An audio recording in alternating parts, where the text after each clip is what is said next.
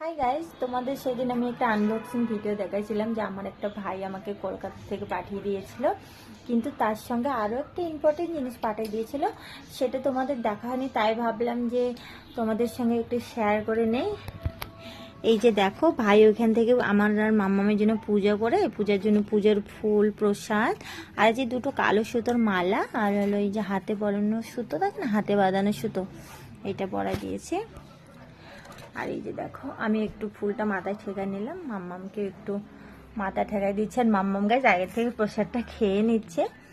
আমি কালো সুতোটা পরে নিই, দেখি এখানে আবার নাম লেখা আছে, তাই আমি পরে নিচ্ছি আগে, তারপরে মাম্মামকে পরাই দিচ্ছি।